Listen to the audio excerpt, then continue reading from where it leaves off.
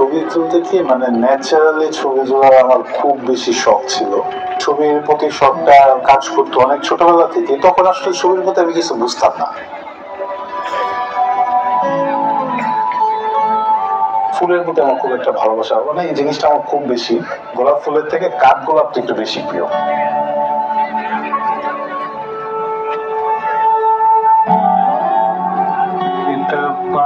দেড়টা কি দুইটার মাঝামাঝি সময় বিশাল একটা মিছিল চাষারা রাম দিচ্ছিল। ওরা চাষারা আসার পরেই চাষারা ব্যারিকেড দেয় জানসার থেকে, আপনার গাড়ি টাড়ি চলাচল অফ করে দেয়। পুলিশ কোথায় আছে অবস্থানটা দেখার জন্য আমি আসলে মাথাটা একটু সামান্য উঁকি দিই, মানে এভাবে একটা গলির ভিতর থেকে এভাবে একটু উঁকি দিই। ঠিক সাথে সাথে বুলেটটা আমার চোখে এসে আঘাত করে।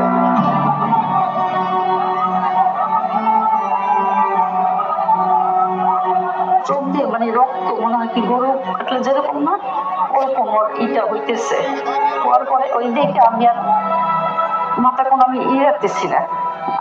ও শুধু আমাকে বললো যে আম্মু আমাকে মাফ করে দিও।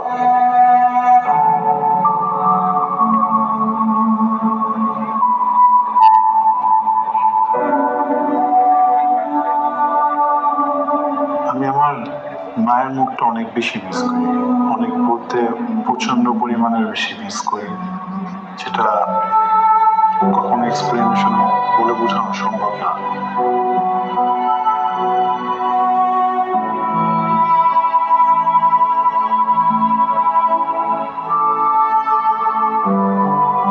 হয়তোবা নিজের ম্যানেজ করে নিতেছি, কিন্তু দিন শেষে যখন মনে হয় যে আমার সামনে অন্ধকার কেন, কারণে হঠাৎ মানে মাঝে মধ্যে আমার মনে হয় যে আমি দেখতেছি সবকিছু, পরক্ষণে যখন আবার জিনিসটা মানে শেষ হয়ে যায়, মানে কালো অন্ধকারটা চোখের সামনে ফুটে ওঠে, তখন রাত্রে যখন ঘুমাতে যায় ঘুম হয় না তো তাকাই থাকে, মানে চোখ বন্ধ করে। আর আব্বু বলে কি চোখ বন্ধ করে থাকলে ঘুম আসবে। আমি যখন চোখটা বন্ধ করি তখন মনে হয় কি যে মা তো দিনটা 24 ঘন্টায় অন্ধকারের ভিতরে কাটায়।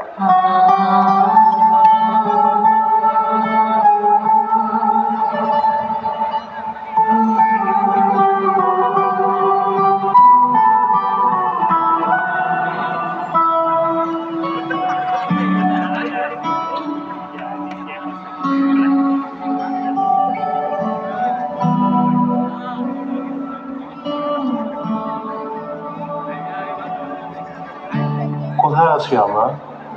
আরেকটা পার্টি আসছে? না ভাই, আমরা জাতীয় সংসদ ভবনের সামনে। বলেন কি?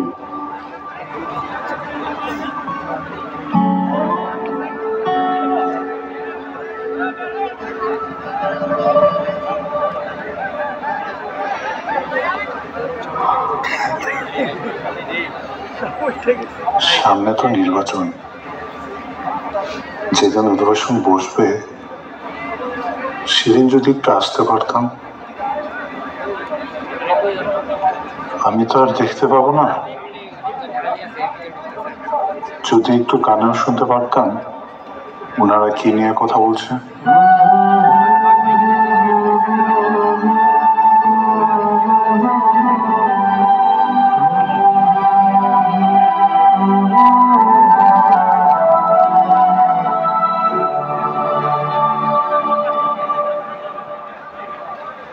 সম্মানিত সুধী, এতক্ষণে আমরা দেখলাম জুলাই যোদ্ধা মাহবুবুলের উপর নির্মিত একটি প্রামাণ্যচিত্র।